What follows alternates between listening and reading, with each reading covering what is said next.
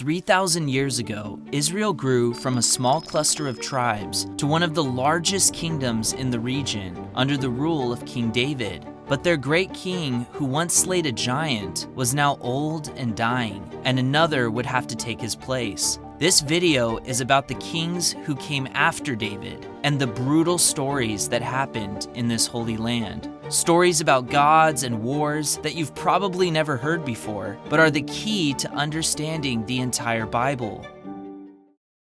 David's son Solomon was the first to sit on the throne after he passed away. Not only did King Solomon expand the borders of the kingdom and force the surrounding nations to bring him tribute in the form of silver and gold, but he also fulfilled the vision his father David had for him to build a temple for God in the holy city of Jerusalem. A massive building full of gold, expensive tapestry, and most importantly, the presence of God. The kingdom had never been stronger, but Solomon had a dark secret that was about to change everything. Years ago, God had made a promise to his father David that his descendants would rule the kingdom of Israel forever. But if they did evil in God's eyes, destruction would come upon them. Now, David's son Solomon had taken for himself 700 wives from the surrounding nations and 300 female slaves who he used for his own pleasure. No doubt, these wives helped Solomon secure peace with his neighbors, but he broke peace with God in the process. Solomon's addiction for women had led him to start worshiping the same foreign gods his wives worshipped. He even built shrines on various hills in Israel to worship these gods. The Bible calls these hill shrines high places, and it's because of these things that God sends one of his prophets to tell a man named Jeroboam that God is going to give 10 of the 12 tribes of Israel to him. But Solomon finds out about it and tries to kill Jeroboam. So he flees to Egypt, where an Egyptian pharaoh named Shishak protects him until Solomon dies and his son Rehoboam reigns in his place. But the people don't like their new king because he's working them like slaves. Rehoboam was in Shechem when the people rebelled against him, so he fled to Jerusalem, and all the tribes except Judah made Jeroboam their king. Just like that, the kingdom David had worked so hard to build was now split, and civil war broke out over a new border that had formed, dividing the kingdom in half. The kingdom of Israel in the north and the kingdom of Judah in the south. In order to secure his land, Rehoboam built a series of fortifications in a bunch of cities near the new border. He also was able to hold on to the city of Jerusalem, which contained the holy temple Solomon had built for God. This was a big deal because even though Solomon had rebelled and started worshiping other foreign gods, most of the people still worshipped the God of Israel, who had given them all of this land to begin with. This made King Jeroboam super nervous. He feared that his people would ditch his kingdom and move back to Judah to be near the temple. So he came up with a plan. He built 2 golden calves in these 2 cities here and told the people to worship these idols instead. But then something strange happened. A man of God from Judah crossed this hostile border to deliver a message to Jeroboam, who was worshiping the golden calf at Bethel. Behold, a child, Josiah by name, shall be born to the house of David in Judah, and he's going to burn all of your false priests on these same altars. Suddenly, the altar split in two, and Jeroboam was afraid. The kingdom was starting to destroy itself from the inside out, and so naturally, Israel and Judah's enemies started to attack. The first major attack came from the same Egyptian pharaoh who helped Jeroboam escape from Solomon. He sent his army into Rehoboam's southern kingdom of Judah and took almost all of the precious gold that Solomon had collected over his lifetime. But he didn't stop there. He then sent his troops across the northern border of Judah into the kingdom of Israel, where he paid a visit to his old friend Jeroboam and raided his cities as well. What's crazy is that there are ancient inscriptions outside the Bible that confirm the campaign of Shishak, which you can still see in Egypt today. Thankfully, Shishak was not strong enough to destroy Israel, but he did weaken them quite a bit. which is probably why after Rehoboam died, his son Abijah took 400,000 men and crossed the border between Judah and Israel to Mount Zemarain. Abijah told Jeroboam and his army that God was not on their side because they had stopped worshiping the God of King David. But Jeroboam had twice the number of men that Abijah had, and he took some of these men and set an ambush behind Judah's army. When the army of Judah realized that they were surrounded, they cried out to God for help. And the Bible says that God somehow struck Jeroboam's army, giving Abijah's army the upper hand, and in the process captured the cities of Bethel, Ophrah, and Jeshanah, expanding Judah's northern border from here to here. 500,000 troops from the northern kingdom were killed in the process. Finally, there was peace in the land for 10 years. But Abijah did evil in the eyes of God, just like his dad Rehoboam. And after he died, his son Asa took his place as king of Judah. But Asa was a man who did good in the eyes of God. In fact, he is one of the most interesting kings in the entire Bible. Remember all those altars Solomon had built for the foreign gods his 700 wives worshipped? The Bible says that Asa tore them down and commanded Judah to only worship the God of their fathers. But now his faith was about to be put to the test because a foreign enemy was coming to attack, Zerah and his Ethiopian army. And they had double the men that Judah had, plus 300,000 chariots. First, they took Beersheba and then made their way north to Lachish. But Asa cried out to God for help and sent his tiny army down to meet the Ethiopians at the valley of Maresha. Once again, God struck Judah's enemies, and Asa's army chased the Ethiopians as far as Gerar before they fled back to their home in Africa. Everything was going great for Judah until a new king named Baasha took control of the northern kingdom of Israel. And he wanted the territory that Judah had taken years ago, so he gathered his army and retook the land. Now, if he would have just stopped here at the previous border between Judah and Israel, things might have ended more peacefully, but instead, he crossed the line, literally, and conquered the Judean cities of Geba and Ramah. But instead of asking God for help like he did when the Ethiopians attacked him, Asa took some of the silver and gold that was in God's house and gave it to the king of Syria, Ben-Hadad, to try and bribe him to attack Israel from the north. And it worked. Syria sent its troops to attack multiple cities north of the Sea of Galilee, forcing Baasha to withdraw his armies from their southern campaign in Judah to counter the Syrian attack. This allowed Asa to retake the cities of Geba and Ramah, and then fortify the city of Mizpah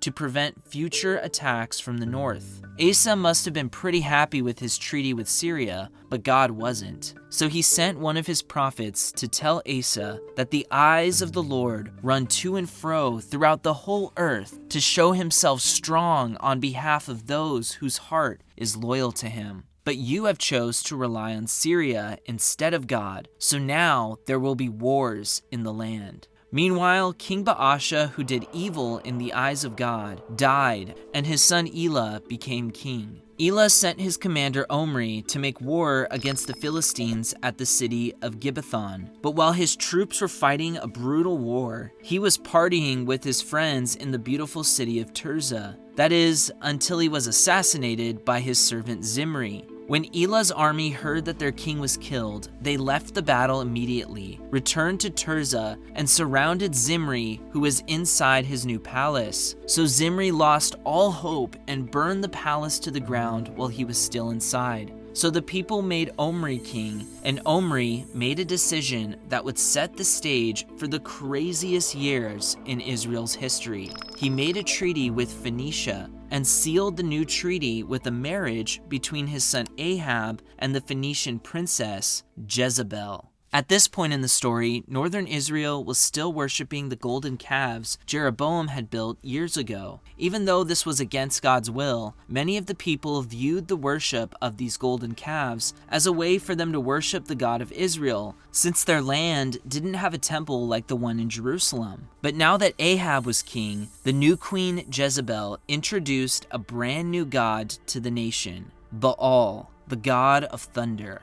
Now all of the northern kingdom was required to worship this new god, and most of them did, but not everyone. In fact, it's around this time that the prophet Elijah challenges the prophets of Baal at Mount Carmel to a duel to see who the true God of Israel really is. And it's in this story that we get a small taste of what Baal worship looked like. The Bible says that people had to start spilling their own blood in order to get this God's attention. What's crazy is that within the last 10 years, archaeologists have found lots of these ancient figurines in the land of Israel that used to be used as idols to worship Baal. While all of this was going on under King Ahab's rule, he gets a terrifying message from an even more wicked king, Ben-Hadad, the king of Syria. Your silver and gold are mine. Your loveliest wives and children are mine. What would you do if an evil king sent this message to you about your family? Surprisingly, King Ahab actually agreed to the king of Syria's request at first. But when Syria asked Israel to give them even more than this, they went to war near their capital in Samaria, and despite Ahab and Jezebel's evil, God gave them victory over Syria. But Syria attacked a second time, this time at Yarmouk and Aphek. And once again, by God's grace, Israel was victorious, but not for long. Meanwhile, there was a new king in Judah, King Jehoshaphat. People really loved this guy. In fact, the Philistines and Arabians respected him so much that they brought him tribute in the form of silver and sheep. But the best part was that Jehoshaphat loved God. His only problem was that he had a soft spot for King Ahab in the north. He wanted to unify the kingdoms, which is why he had his son Jehoram marry Ahab's daughter Athaliah. It's also why he agreed to join Ahab in another battle against the Syrians at Ramoth Gilead. But this time, King Ahab was killed in battle, the Syrians won, and Jehoshaphat had to retreat back to his home in Judah. But now the kingdom of Israel had another problem on their hands. During Ahab's reign over the northern kingdom, the king of Moab paid tribute to Israel. But when Ahab died, Moab stopped paying. So Ahab's son Joram gathered his troops, came down to Jerusalem, asked King Jehoshaphat to join him, and the two armies traveled down to the region of Edom to attack Moab. Even the Edomites joined forces with King Joram. But God gave Israel a promise that he will deliver the Moabites into Israel's hand. But then something really dark happens. Israel, Judah, and Edom start to win the battle just like God said. So the king of Moab takes his eldest son and offers him as a burnt offering on the wall of the Moabite kingdom. But then the Bible says these confusing words. There was great indignation against Israel, so Israel departed from him and returned to their own land. Wait, but I thought God promised to deliver the Moabites to them. So I'm actually looking at the passage right now, and in the past, a passage like this would seem like a contradiction, and I would just be super confused. I'd have to go open up a bunch of different commentaries to try to figure it out. But I'm going to show you guys what I do now when I come across a verse that's hard to understand. I'm going to open up this app that I created called Scripturally, look up the verse, and then find it. And then all I have to do is simply tap on it, and it's going to instantly give me some explanation. So it looks like what happened was when the king sacrificed his son, that Israel was so disgusted and angry that it made them leave. But this still doesn't fully answer my question. So what I'm going to do is dive a little bit deeper. And that's the great thing about Scripturally is if the instant explanation you get doesn't fully answer your question, you can ask it another question. So the first thing I'm going to do is ask about the word indignation in the original language. What I like about this is it's not going to give me some complex answer about the Hebrew language. It's just going to get right to the point.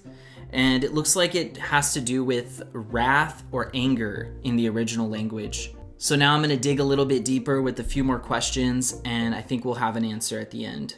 Wow, so basically what it's saying is that God pretty much laid out the red carpet for them. They were completely winning the battle, but it was their own choice to basically leave God's promise on the table. So it's not that God went back on his promise or that he didn't deliver the Moabites into their hands. It's just that after God handed the Moabites over to Israel and Judah, basically on a silver platter, they just decided to walk away. I've trained the Scripturally AI on all of my favorite, most trusted commentaries. So if you want to try Scripturally out for yourself, you can go to scripturallyapp.com or click the link below to get 25% off on our weekly, monthly, and annual plans. Also, if you've ever had the goal of reading the Bible in 1 year, Scripturally will create a customized plan to help you do that with less than 20 minutes a day. Just scan the QR code or go to scripturallyapp.com. Now that everyone had returned to their own land, a new alliance was forming between Ammon, Moab, and Edom. So the three armies joined forces, crossed the Dead Sea, and made their way toward Jerusalem.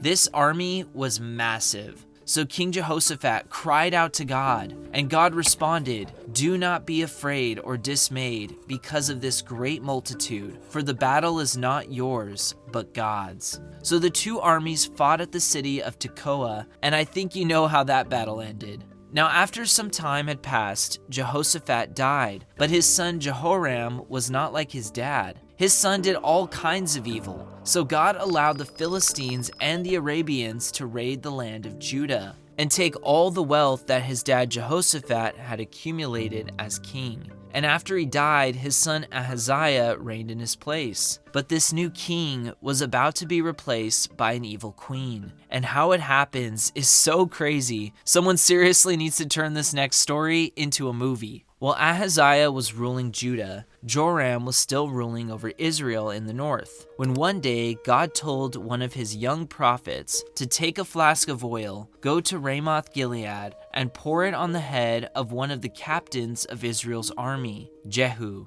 and say, "I have anointed you king over Israel." Then give Jehu some very specific instructions on what to do next. After Jehu was anointed, he took his men and headed straight for Jezreel, where the king of Judah was meeting with the king of Israel. But as he approached, he convinced the king's men to follow him instead, and shot King Joram with an arrow. When King Ahaziah of Judah saw what happened, he began to flee to Megiddo. But Jehu and his men pursued him and shot him with an arrow too. Jehu had killed 2 kings in one single day, but he wasn't finished yet. Remember how evil King Ahab and his queen Jezebel were? Well, even though Ahab had died years ago, Jezebel was still alive and just as evil as ever. So Jehu returned to Jezreel and told her own servants to throw her on the ground, which they did, and Jehu trampled her underfoot, went inside her home, ate her food, and then headed down to Samaria to slaughter all of King Ahab and Jezebel's remaining sons, so that no one from his family line could ever take the throne again. Jehu was a guy you seriously did not want to mess with, but he still wasn't finished yet. He sent a message to the prophets of Baal. King Ahab served Baal a little, but Jehu will serve him much. He wanted every single prophet of Baal to gather inside the temple that Ahab and Jezebel had built for Baal years ago because he had something special planned for them. These false prophets must have been so excited that the new king seemed to love Baal just as much as they did. Jehu even checked to make sure that there was no one who worshiped the God of Israel inside.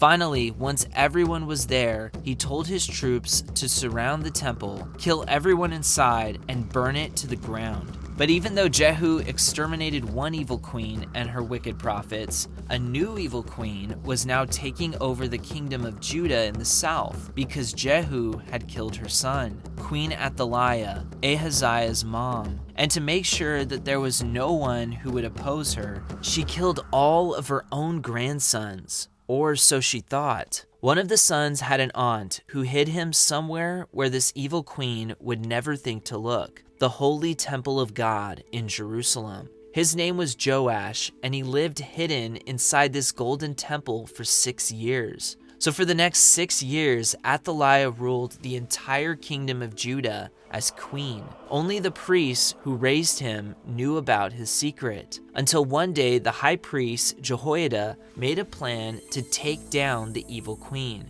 There were a bunch of old wooden spears and shields inside the temple that used to belong to King David. So when Joash turned 7 years old, he gave these weapons to his servants and had them surround the temple. Then the high priest had all the people gather at the temple as he put a crown on the head of Joash and shouted, "Long live the king." Obviously, Queen Athaliah wasn't too happy, so she stormed into the temple, screamed "treason," and tore her own clothes. She was probably expecting her guards to kill Joash, but instead they took her outside and killed her. But unfortunately, as Joash grew older, he began to worship other gods and idols, despite the fact that God had saved his life. Eventually, his own servants conspired to kill Joash, and he died. So his son Amaziah became the new king of Judah. Things weren't so great in the northern kingdom either. Even though Jehu destroyed the Baal worshippers, he still worshipped the golden calves Jeroboam had built long ago. And so did his son Jehoahaz, and so did his son Jehoash. It was just evil king after evil king in Israel. I'm surprised God didn't just wipe them out.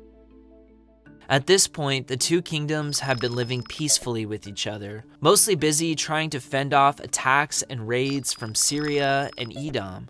King Amaziah was 25 when he became king, and with this recent victory over Edom, he had all the ego a young man could possibly have. So he broke years of peace between the two kingdoms and declared war on northern Israel. The two armies met at Beth Shemesh, and Judah was defeated. But now Israel was angry, so they chased the army of Judah back to Jerusalem and raided the city of its gold and silver. After Israel returned to its land in the north, Amaziah's own people turned on him and assassinated him at Lachish.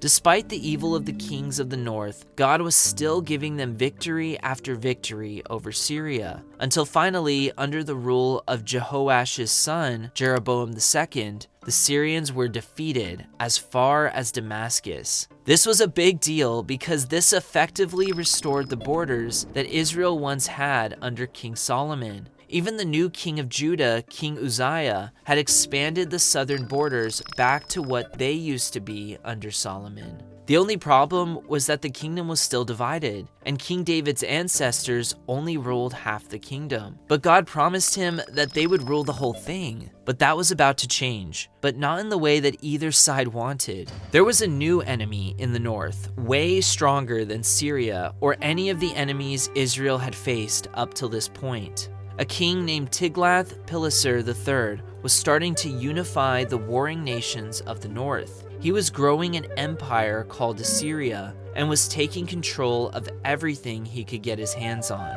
Medes, Babylon, Urartu, and Phoenicia came under his control, and he was getting closer and closer to Israel and Syria. So these two former enemies created an alliance, but quickly realized they still didn't have enough strength to defeat the king of Assyria. So they asked the southern kingdom of Judah to join them, but the new king, King Ahaz, refused to help. So Syria and Israel attacked Judah, even forming an alliance with Edom to attack from the south. But not only was Judah getting attacked from the north and the south by Israel and Syria, the Philistines decided this would be the perfect opportunity to take back some of their land as well, which they did, increasing their borders. Judah was in big trouble, but instead of crying out to God for help, King Ahaz took the silver and gold that was still remaining inside the temple of God, gave it to Tiglath-Pileser, and begged the emperor for help. So the Assyrian emperor attacked Damascus, which he was probably going to do anyways. This caused the Syrians to lose their land, and so the northern attacks on Judah stopped. Ahaz saw the power that this Assyrian king had and decided to build a replica of the pagan altar that Tiglath-Pileser worshipped next to the temple in Jerusalem. Then he took all the ritual items from inside the temple and placed them around his new altar to the gods of Assyria. In his mind, the gods of Assyria were clearly giving him more power than the God of Israel. So he shut up the doors of the temple and officially kicked God out of Judah completely. But he couldn't remove God from the heart of his son, who became the next king of Judah after his father died. Hezekiah is one of the most famous kings of Judah because he was born during an extremely challenging time in their history. The Assyrians were terrifying because they didn't just conquer nations, they tortured the people they captured and often sent the majority of new captive nations to mainland Assyria to be brainwashed into the Assyrian culture. People were skinned alive, families were torn apart, and entire cultures were erased from history. By this time, the Assyrian emperor had taken almost all of the land of the northern kingdom, but passed away before he could. This caused the king of northern Israel at the time, Hoshea, to revolt against Assyria.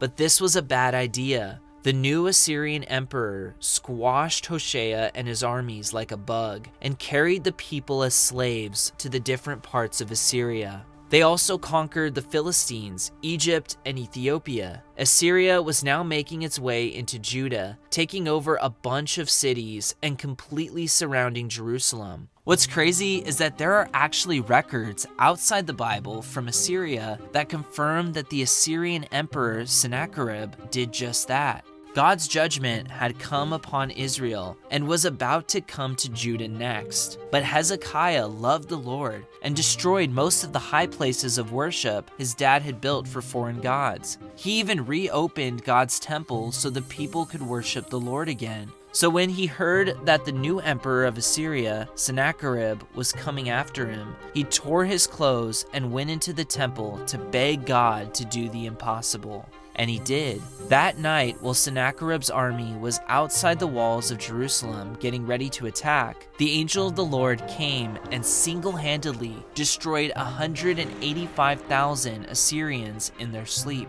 This obviously really freaked out the emperor, so he and his army returned to their capital in Nineveh, and the kingdom of Judah was spared, at least for now. Hezekiah was one of the very few good kings in Judah's history, but unfortunately, his 12-year-old son was about to take over Judah and end all hope for this tiny kingdom. The Bible says that Manasseh was the most evil of all the kings of Judah. He worshipped all the gods of the Assyrians, Baal, as well as others. He even sacrificed some of his own kids to these gods and encouraged the rest of the kingdom of Judah to do the same. But the worst part was that this went on for 55 years. Manasseh was the longest reigning king in Judah, and God had finally had enough of it. But before God brought judgment on Judah, something very important had to happen first. Remember towards the beginning of this video when one of Judah's prophets told Jeroboam, the king of Israel, that God was going to raise up a man who would destroy the altars he had built? Do you remember what his name was? Well, guess who became king after the evil king Manasseh died? His son Josiah. Next to King David, Josiah was the most righteous king the kingdom had ever seen. He destroyed more high places than any king before him and followed the law of God with his whole heart. This is probably why God allowed him to take back much of the land in the north, land that used to be under the rule of his forefathers, King David and Solomon, before the kingdom was split by Jeroboam's rebellion. And just like the prophecy said, he went to Bethel, destroyed the golden calf that has stood there for hundreds of years at this point, killed the pagan priests, and burned their bones on the ashes of the pagan altar. But even though he did so much good, collectively the nation had done so much evil over the years that God had no choice but to punish them. After Josiah passed away, his sons reigned in his place and went back to the evil ways of the kings who came before Josiah. By now, Assyria had been taken over by Babylon, and the current Babylonian emperor at the time was a king named Nebuchadnezzar. The Bible says that the final king of Judah, Zedekiah, tried to rebel against Babylon. So Nebuchadnezzar crushed the rebellion and took the entire nation captive to Babylon, where they lived as slaves. Just like that, the great kingdom that David built had now vanished, and the people were left wondering, what happened to the promise God had made to David that his descendants would sit on his throne and rule this land forever? Most people don't realize this, but King Nebuchadnezzar didn't kill all the kings of Judah. In fact, the Bible says that one of the last kings of Judah, Jehoiachin, was invited to sit at the king's table in Babylon all the days of his life. And hundreds of years later, we learn that one of his descendants was a carpenter born in the same city King David was born in. He too was a king who descended from David, but he wasn't like any of the kings before him. His kingdom was not of this world, and his own people crucified him, but he still showed them grace, just like he did all those years when so many evil kings ruled over this land. And he is still showing them grace, even today, because they are still his chosen people. But one day he will return in power to judge the nation, reclaim the throne of David, and truly fulfill God's promise to rule Israel and the entire world forever. Now you may be wondering how exactly that is going to happen, which is why you should click this video here. See an entire timeline of how these events are going to unfold when Jesus returns for his kingdom.